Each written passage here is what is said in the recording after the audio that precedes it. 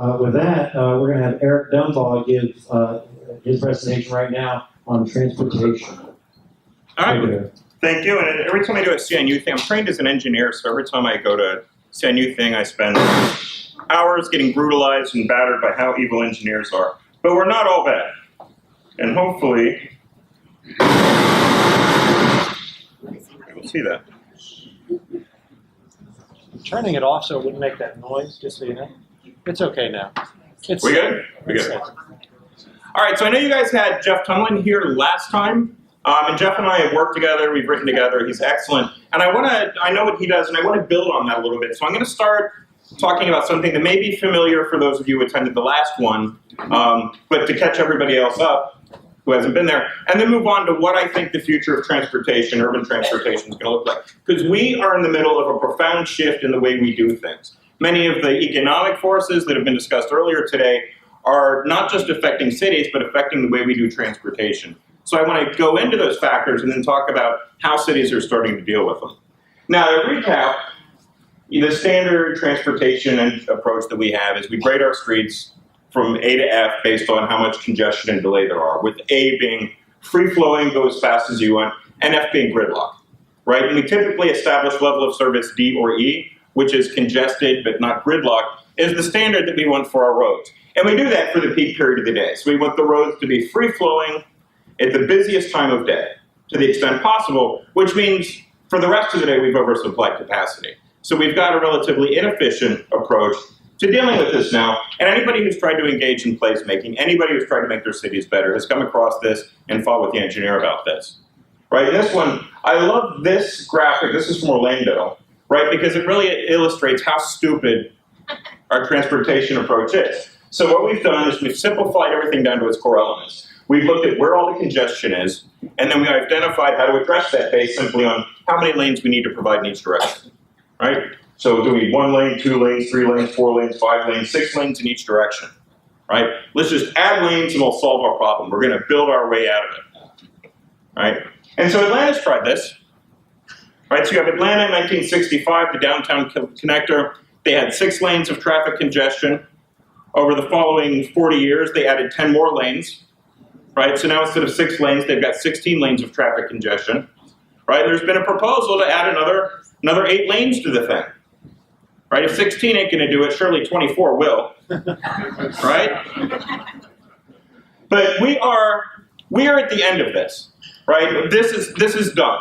Right, this whole process is in its dying throes, and the reason why is because we're broke. Right, and you guys, if you've opened the newspaper at all since 2008, even a little before that is when we started to understand this, we can't afford to do what we're doing anymore. So anytime you open the paper, all the time, you're going to see these news items about how the infrastructure is crumbling.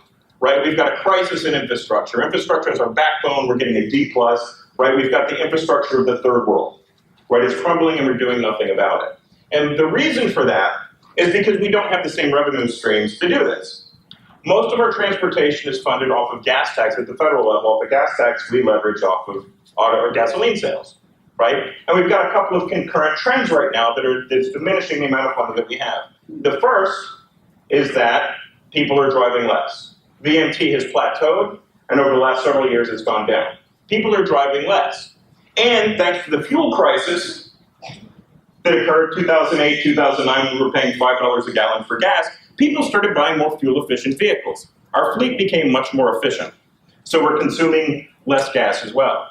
So when we purchase less gas, we have less gas tax revenue coming in, right? And we don't have the political will anymore to raise the gas tax. That's a political bomb. You're not going to get that through DC. Some states are trying to do it, but most won't, right? Because talking about raising the tax, even though we like to call it cute things like user fees, there's simply not the political will to do that.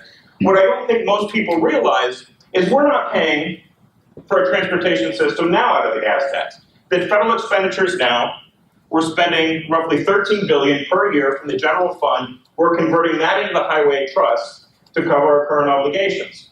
We've got to reduce our obligations. Right now, if we continue on our current progress, by 2025, we're going to have an annual deficit of $22 billion. Our transportation outlays are going to be $22 billion more than we're collecting from the gas tax. This has already affected your state's Department of Transportation. the ones that have gone through and looked through their books, realize that they've got a real problem. Forget building new capacity. They don't have the money to maintain what they do have now. So we're deferring maintenance. We're putting off maintaining our highway. The longer we put it off, the more expensive it is to maintain it, right? So eventually this is going to reach a critical mass where it all collapses, and we're getting there now. That's what you're seeing with these news articles, right? So this is, at least for many of my colleagues in transportation, this is, the death knell of our profession. People are really scared about how we're going to do this. So there's a lot of talk of public-private partnerships, right? Of user fees for toll roads and these sorts of things. But that's only a stopgap, right? Necessity is the mother of innovation, right? What happens is when we have a problem, people can be really clever about figuring out how to solve it. And that's where I want to get us today, right? So that when you're looking at the kind of discussions that are being had in terms of transportation, you'll understand the general themes or ideas under which they fall. And there's really three approaches that I want to talk about today.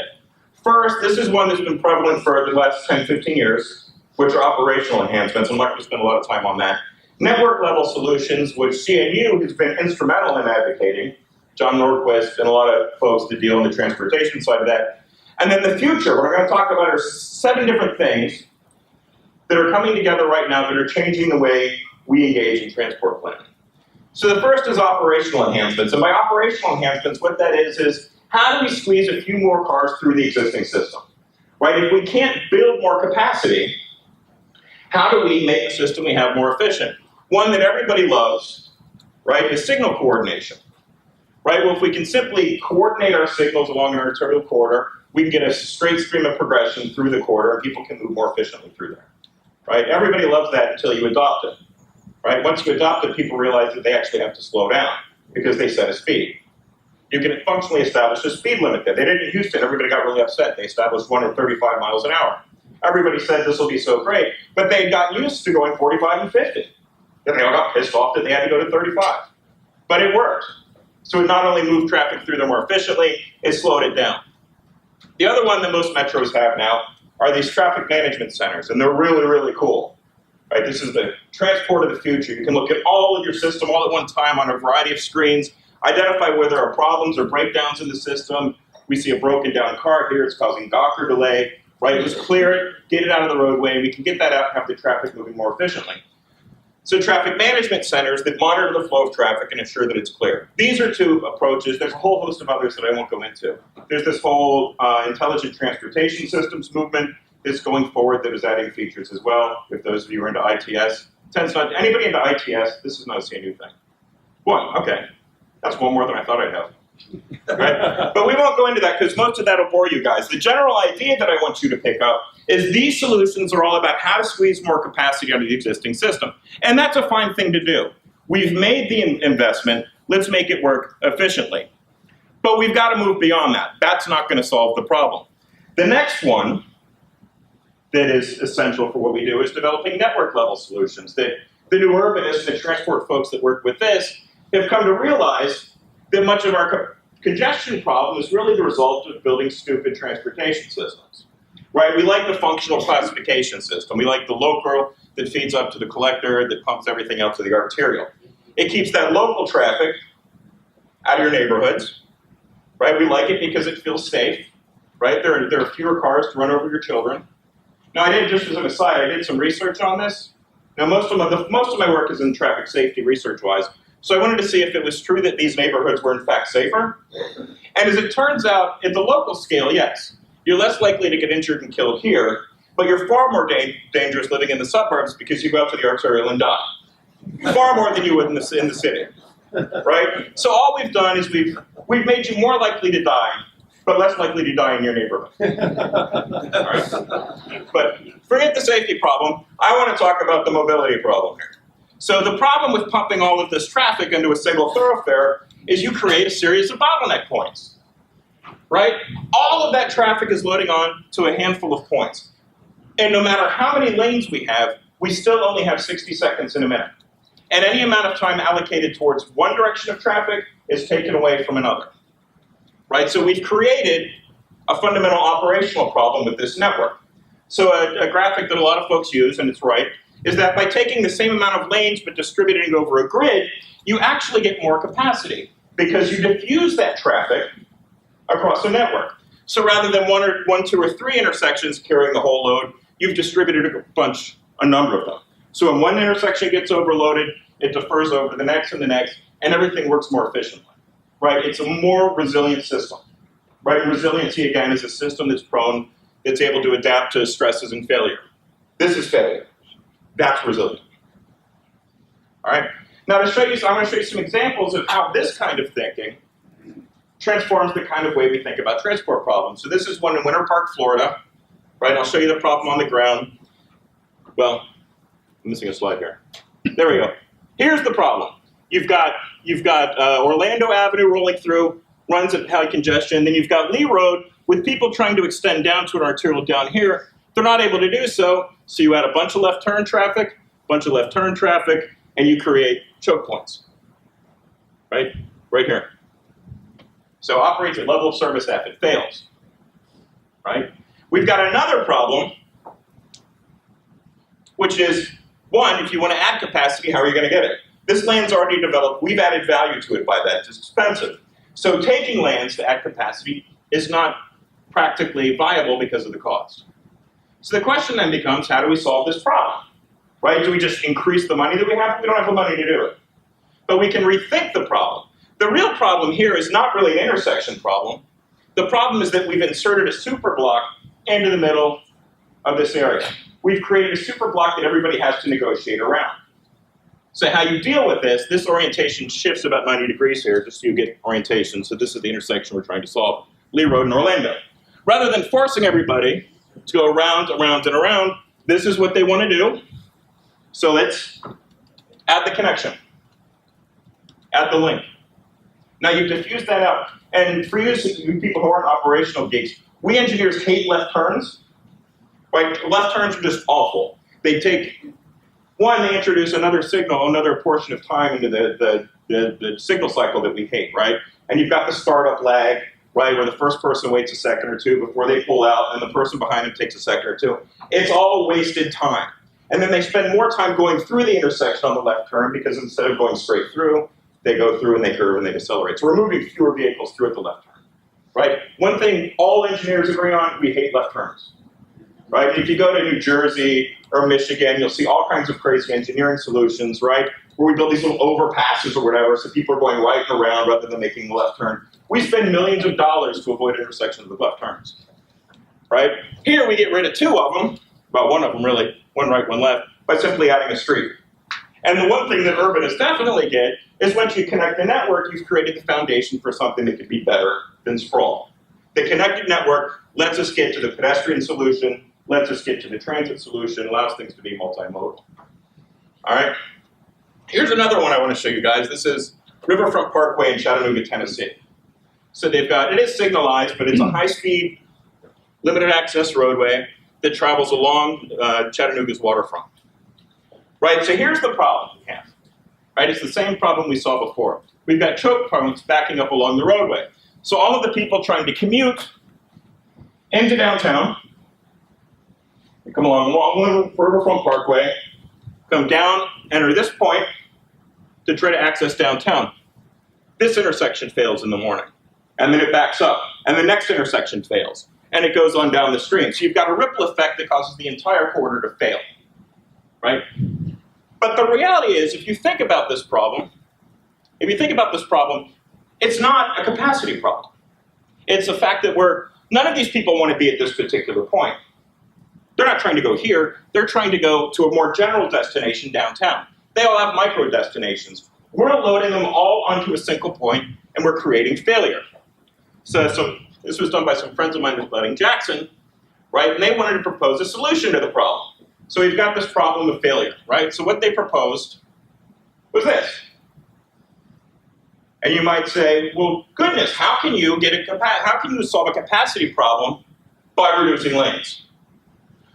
Well, first, let's look at what the problem is, right? In traffic engineering, we like to look at the traffic we have. And in the AM peak period, you've got about 22,000 vehicles per hour coming up through this corridor and causing it to fail. 1,758 vehicles per hour back down the stream, causing it to fail.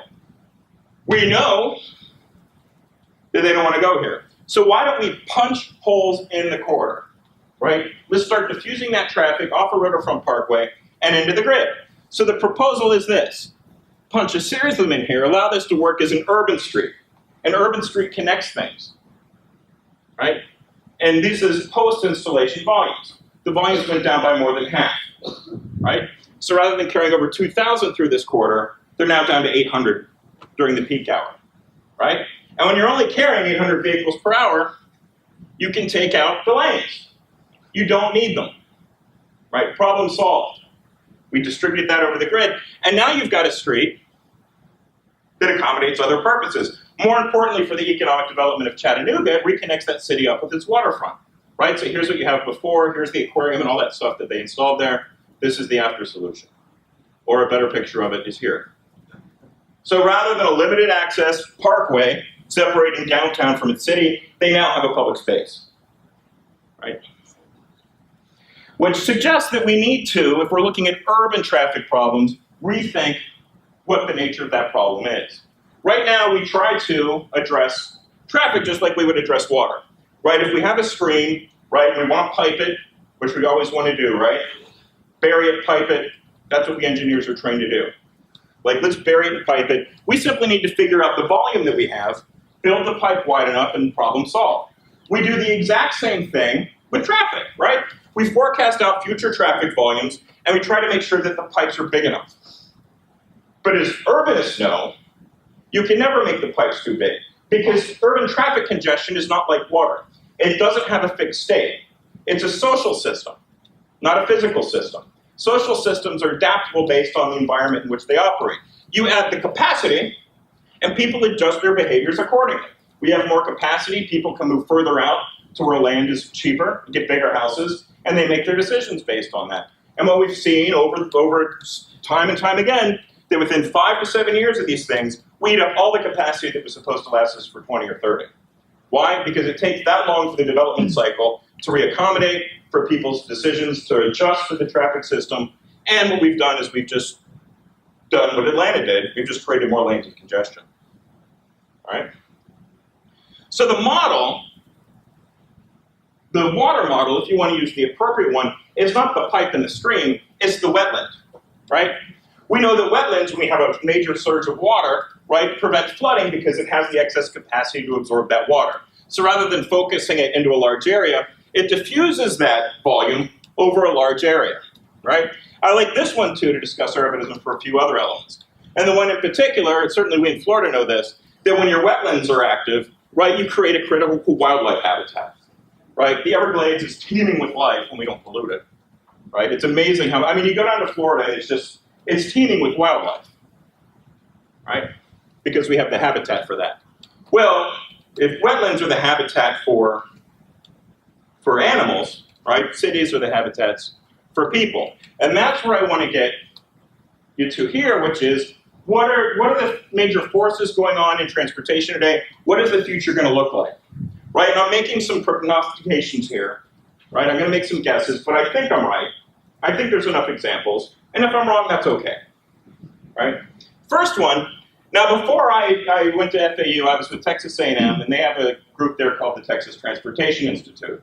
How many people know who that is? How many people are fans of the Texas Transportation Institute? I actually am, right? A friend of mine, Tim Lomax and Bill Eis are the two people that do the Urban Mobility Report, which is why you guys hate TTI. Every year, they calculate up the amount of congestion that occurs in every city, right? They figure out how much time the average person spends in delay, and then they convert that to a number cost, right? So they calculate it by the amount of wasted fuel, idling congestion, plus the value of people's time. And what we see is that most of our great cities are really, they look awful. They look terrible, right? Chicago, awful place to live, 70 hours a year in traffic delay, right? Washington, D.C., you would never want to live there, 68 hours a year in delay, almost 2 work weeks, $1,555 in delay. So they report these statistics. Now the implication here is that if we could only free up this capacity, we could free up all of that money, right? It's an economic argument. And the argument is, this is wasted money, and if we could alleviate congestion, we could free up this money to other uses in the economy. Now the problem with that reasoning is that these are not measures of economic output, right? People's time, fuel, these are inputs into the economy. The output is gross domestic product. So I asked a really simple question, yeah. Can you back up real quick? Some of the people in the back may not have seen it. Says the bane of human existence. Yeah. All right. Traffic congestion. All right. So I wanted to ask a simple question. If the output we care about is not gas, right? If it's gross domestic product, then we can look and see whether or not there's a correlation between traffic congestion and gross domestic product per capita. Now, if the argument that congestion is a drain is true, then you would then expect that the more time that people spend in traffic, the less economically productive they are. So you'd expect to see a negative correlation, a negative relationship between the amount of time people spend in traffic and economic productivity, right? So this is as close as I'm going to get to statistics in this entire presentation. Bear with me. So I did that. I got gross domestic product per capita for the U.S. metropolitan areas, and I compared that against TTI's delay measures, right? And I ran a regression analysis. You guys don't care about that, right? And what I found was that for every 10% increase in per capita vehicle delay, our region's gross domestic product increased by 3.4%.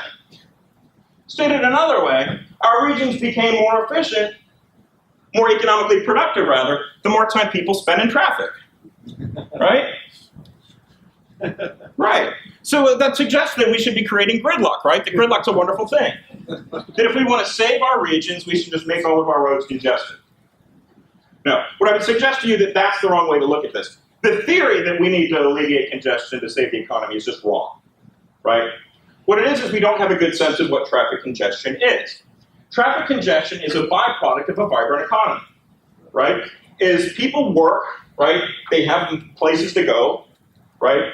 They have money. When you have money, you shop and you travel, right? You take vacations. All of this generates more and more and more trips.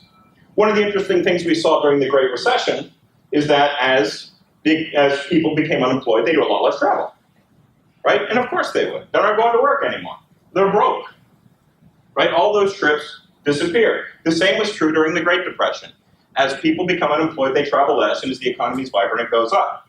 We also tend to think of congestion as an automobile problem, and it's absolutely not. Congestion is an urban problem. Rome, Imperial Rome had traffic congestion, right? It wasn't in automobiles, it was in horse-drawn carts for imperial construction projects. And it was so frustrating to Julius Caesar that he banned car traffic during the day, right? He essentially turned all of Imperial Rome into a congestion management zone, just like they have in London, right? You don't drive here during the day, you'll do it after hours. And the complaint can be that you're up all night listening to horse carts on the cobble streets, but whatever, they solved their congestion problem. That's the beauty of being an emperor, right? Rome didn't fail because of that, right? It was followed by the period of Augustus, right, and the growth of Rome. You know congestion in New Orleans intimately, right? When you guys have a parade, you can't get from one damn side of Canal Street to the other. You have to sit there and suffer through a parade. Suffer through a lot of people being happy, right? You have to wait, right? So we've got these various factors going on, right? And the factors are, we don't have the money to build the transportation infrastructure we used to because the federal government's not supplying for it. But really, the federal transportation program has made our cities beggars, was the term I used the other day, beggars to the federal government for funds to do projects. And when you beg the federal government for funds, you have to follow federal guidelines on what they propose doing. What that whole logic ignores is all of the money that we make, all of the wealth of the country is driven not by the country as a whole, not by the individual states that allocate transportation funds, but our cities, right? 85% of our nation's gross domestic product is produced by cities, right? So rather than taking it out of the city from the gas tax and throwing it to the federal government and then asking for it back, one thing cities can do is start thinking about how to take advantage of that money themselves, right? And when cities do that, it changes the entire way we start thinking about transportation. And this is what you're seeing now going on with groups like NACTO, the National Association of City Transportation Officials, right? Essentially cities, major cities around the country have said, you know what, the federal model has failed, right? The federal model just doesn't work. We're on our own. Let's work together to figure out what we want and figure out how to execute it. And when you start with that, you get to the idea that you're going to start moving people and goods, not cars.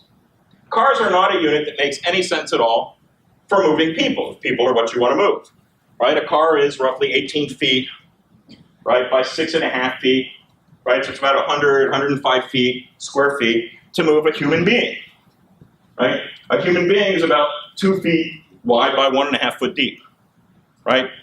So you're taking 105 feet to move 3 feet of people. That doesn't make any sense. Right? You guys have seen this graphic before. Hopefully this will now make more sense to you. And again, purely as an engineer, right? Forget all the placemaking stuff. Just in terms of moving what I want to move, this or this makes a whole lot of sense. This is a waste, right? Forget the fact that people driving through your city are not adding any value to it whatsoever. They're just driving through, right? Forget the fact that people that are walking around in your city are actually engaging your city, right? It just doesn't make sense as an operational argument, right? It doesn't make sense, right? And so here I took various, well, I'll explain this a little bit. What I wanted to figure out, and this is what you're going to have in most of your cities as you reach this build-out point. You're not going to be able to build anything more. You're not going to add lanes. You're done with that. So the question eventually is going to be, how do we move more people through there? Now, on a highway lane, you can move about 2,400 persons per hour if you get rid of delay, right? And that's because we typically carry about 1.2 person per vehicle, right? That 0.2 is not we've cut a person into fifths and we're carrying a leg in the trunk. It's 1 out of every 5 cars has a passenger, right?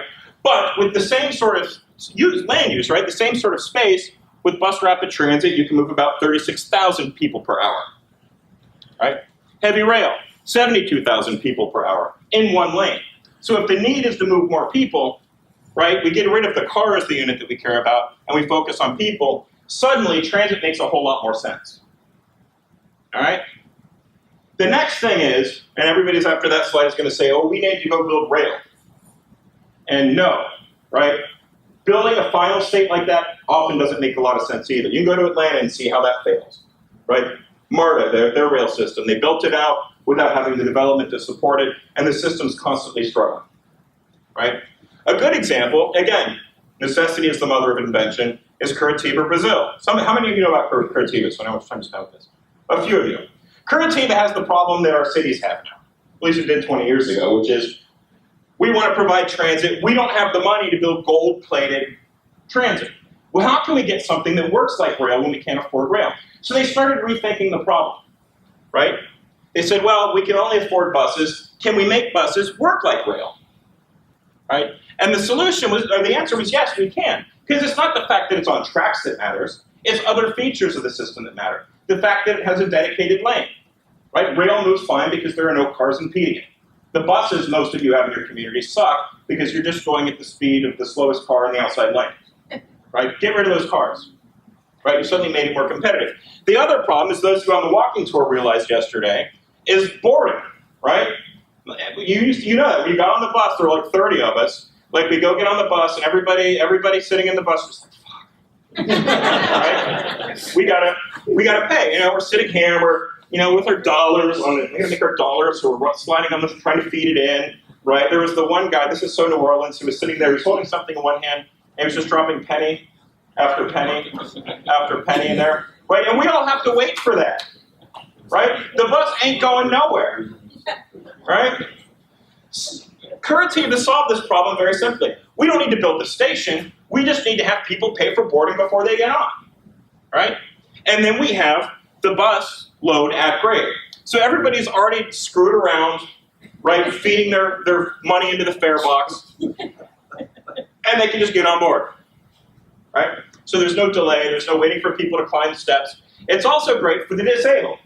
One of the most humiliating experiences for a disabled person is riding a bus, right? Because those kneeling buses take about 2 minutes, right? So the hydraulic goes down, the ramp goes down, the driver has to get out and roll them on, and it comes up, and it wastes a lot of time, right?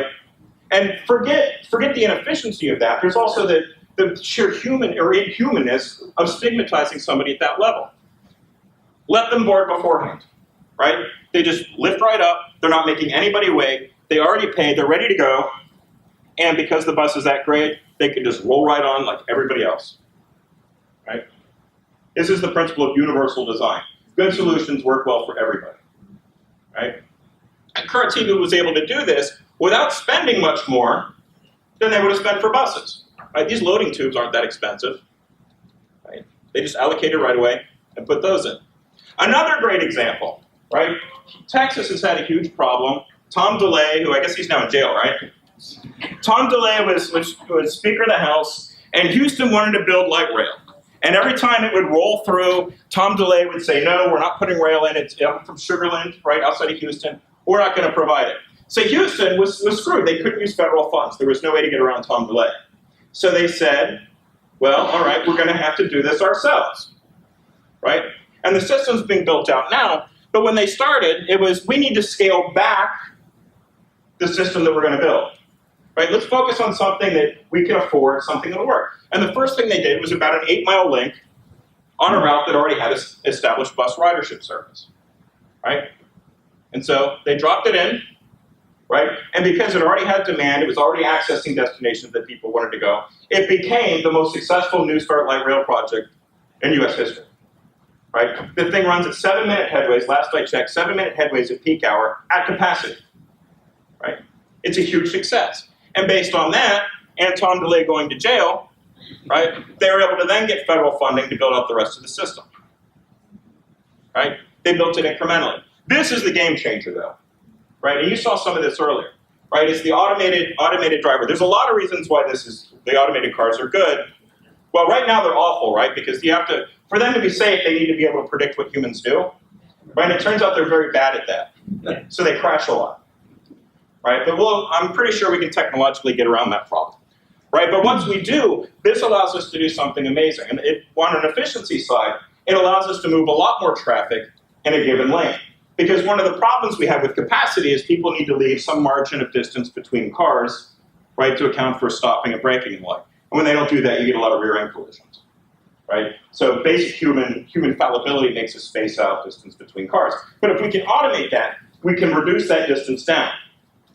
Right, significantly. We can squeeze another few hundred cars per hour through each roadway.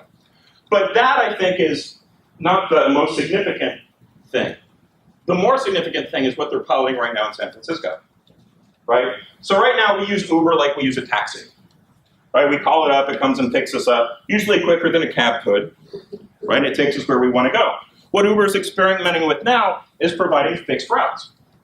Right? So it's a dedicated route, the cars go on back and forth. It ensures that the drivers have a more steady stream of passengers, so they're making more money, and there's some reliability on the passenger side. So what they're doing now is they're reducing it down by like $1 or more than $1, right? If you, instead of getting picked up at your spot, you go to the original, one location that's already on a fixed route. Essentially, what we're creating is a whole new transit overlay, fully privately funded in our cities, right? Without any government. Well, governments keep screwing with it because of the cab companies. But without the government planning it, the market's planning it, right? And when these things build up, you start building ridership, then you can grow your system, right? A ridership base can be created that may justify higher capacity transit solutions, buses, bus rapid transit, light rail, right? You build it up. Your development around it adapts to it, all right? Principle 3 is encouraging short trips. Uber is fine for longer trips, but most trips people make are 3 miles, 2 miles, or less, right? We can do that all by ourselves, on our own power, right? And people are doing it. What we've seen in the last decade is a huge growth in biking, right? Oops. Right? Huge growth in biking, 31% nationally, right? And cities designated as bicycle friendly, over 100%, over a doubling in the last decade. Places like Portland is through the roof, right? It's gone up more than 4 times in the last decade. Right? But a lot of folks will say, well, we can't do that, right? We're parents. We go grocery shopping. We have to go grocery shopping for the apocalypse, right? We need to carry a lot of stuff, and we can never do that on bike, right? They've solved this in Copenhagen. It's the cargo bike, right? Any of you familiar with cargo bikes? Some of you might be, right? You throw your kids, you throw your groceries in the cargo bike, right? And you can carry your kids and your groceries home, right? Here, so some of my friends here on Elizabeth's up in the Bywater, right? So this is the first time I saw them. This was about 8 years ago, I guess. So I'm in the back, and they built this float before Mardi Gras Day. I was like, okay, I'm game for that. So they collect beads, right? They do it in there. So they turn their cargo bike into a float, right? And then we go and we parade around, right? So here's our float. Nothing? Oh, yeah. Anyway, cargo bikes, right? And then we throw the beads off of it. It's a lot of fun. All right. I tried, guys. Good try. All right. So question, are bicycles going to solve your congestion problem? What do y'all think? No. No. Right? Not if you're successful. You know what people complain about in Portland? They complain about all the damn bike congestion. We need more bike lanes. The bike lanes are too congested. It's actually Europe, right? But you're moving a lot more people in less space, right? And if what you care about is people and not congestion, that's a pretty wonderful thing, right?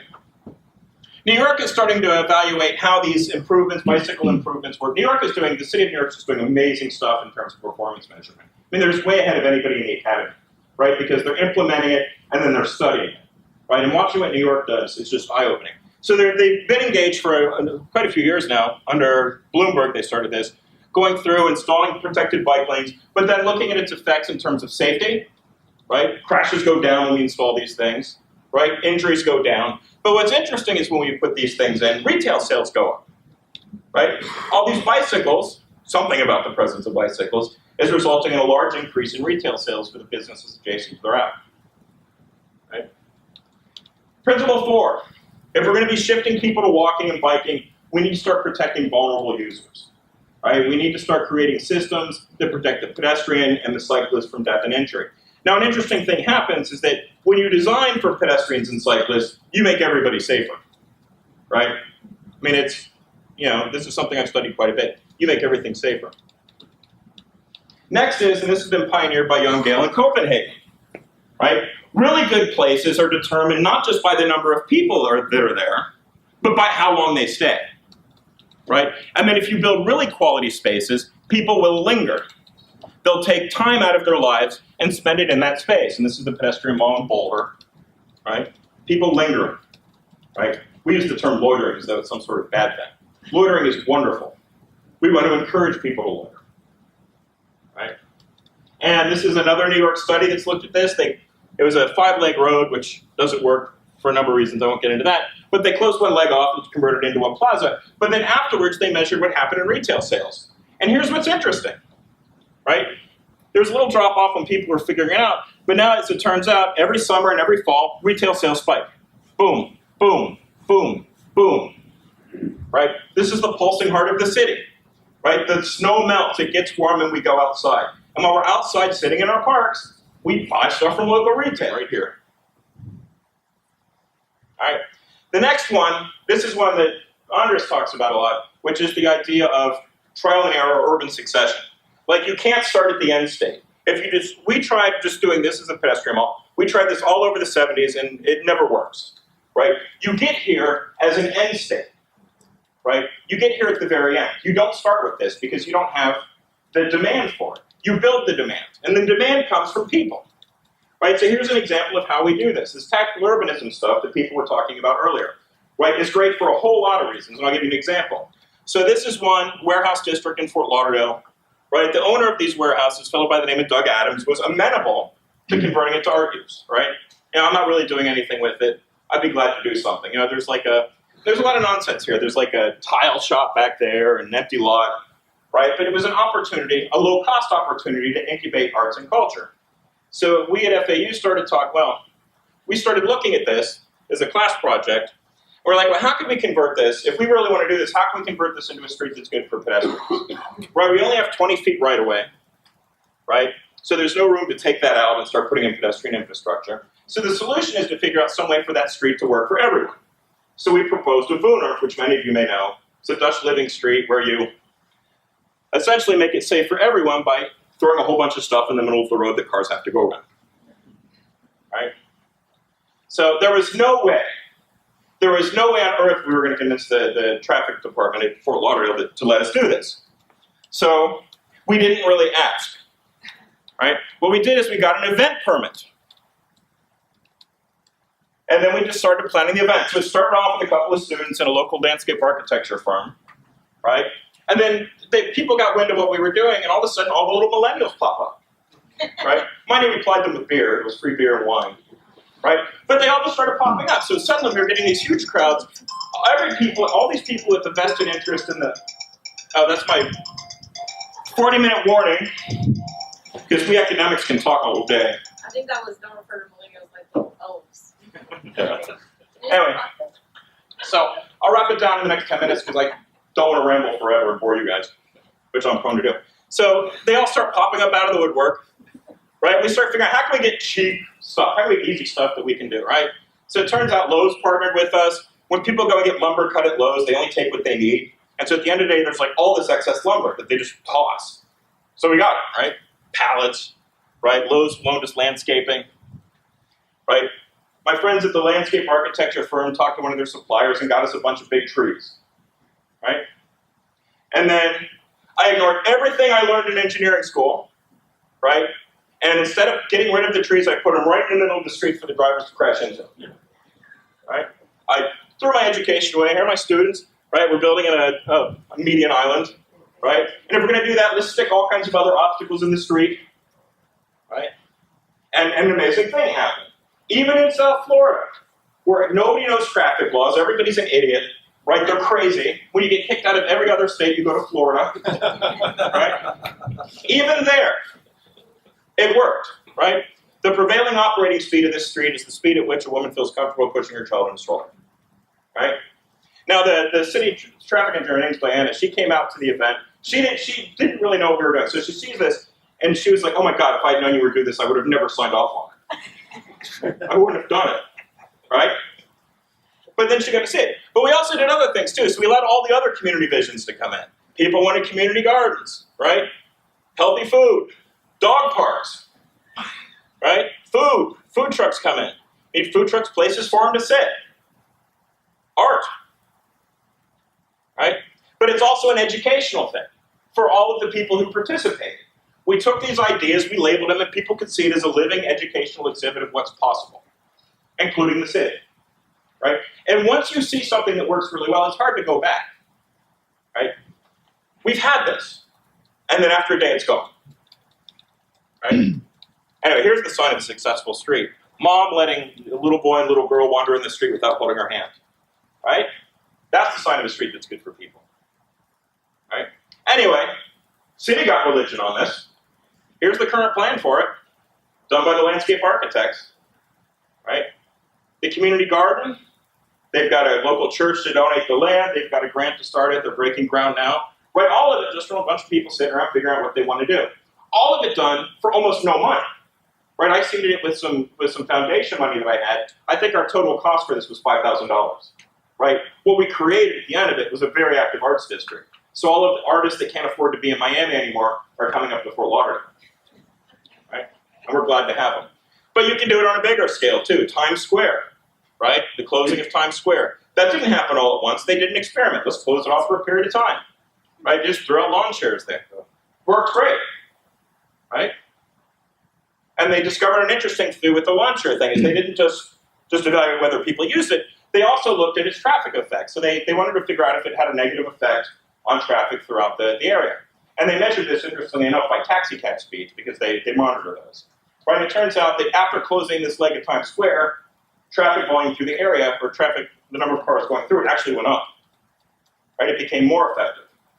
In part because this leg of Times Square creates two five-leg intersections that are a mess. So just close it and have people use the regular streets. Five-leg intersections are awful. Sorry, Andres, I know he was railing against them yesterday. Operationally, they're awful. Here we go today, right? And then measure and learn. Learn, once you get this is any of you remember planning theory, if you didn't yet, this is social learning. Trial, error, experiment, learn from that, build the capacity to do these things amongst your population, and repeat, right? Generate knowledge and repeat, right? I won't go through measures. These are the measures I think are critical, and we can talk about those later. But to come full circle, all of this stuff that I've presented even though it's a radical departure from what we do, is not at all different from the way we've always understood the use of streets and transportation systems. Streets simply aren't conduits for moving traffic. City streets do a whole bunch of other things. And in places where there's value, they generate a lot of value. All right? So with that, that gets me about 45 minutes, which is my target. So I got some time for questions if y'all have them.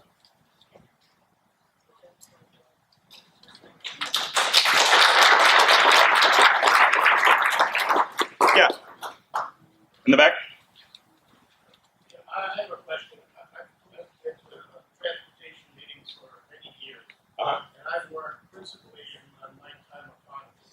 Uh-huh. And typically, presentations and all of the strategies and everything that's designed around moving people is designed for the daytime commuter or daytime shopper. But in many districts, like I'm going to be covering in Fort Lauderdale, you have sometimes 10 times as many people out at night, and because of our laws, we require them all to get home at the same time. And the coordination of late night transportation and the extended hours, you have buses and transit that starts at 5 in the morning to get the receptionist to the office, but there's nothing available at 2 o'clock in the morning or 3 o'clock in the morning to get the cooks and the bartenders and the servers and the musicians and everybody else home, regardless of the patron. So what is it that prevents transportation planners in an urban environment exploring providing a transportation plan for the nighttime economy? Well, the issue with the nighttime economy from the transit planning perspective is they evaluate whether or not they're going to provide service based on the amount of fare box revenue they collect from ticket writers. And the problem is every transit agency, every transit system in the country, with the exception of the Amtrak Northeast Corridor, operates at a huge operating loss, right? They recover typically about 30 to 35% of the cost of operating that system from fare box. The rest of it is subsidized from taxes, from advertising and the like. So the reason they don't do that is because they don't have the funding. So they're trying to figure out, you have to sympathize, or at least I do, with the transit operator working in such a difficult environment.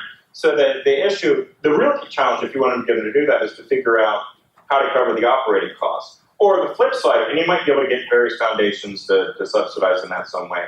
Paratransit might be one solution, but Uber is the other one, right? But in Pittsburgh, they have a 5% tax on drinks to go to support public transportation. And then they stop public transportation because they said we can't afford it.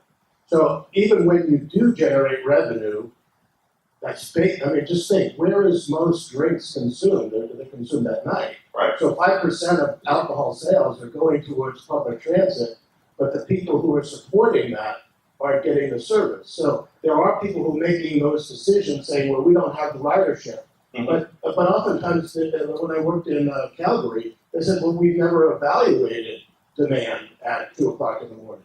So now the city of San Francisco, when they did an economic study, found there's almost 50,000 people who work in the nighttime economy, not even the people who clean the offices and the people who do the transportation. So there's that whole population of people, because the city's getting so unaffordable, have to live in Oakland, and they have to pay to get home using cabs or Uber or whatever it is. So I think there's an inequality that's emerging, that we're taxing people for the daytime workers' convenience, but we're ignoring the people who actually provide a lot of the amenities that bring people to want to live in the city. So I think there has to be a reevaluation of priorities in the transportation world. Yeah, inequality that's a real issue.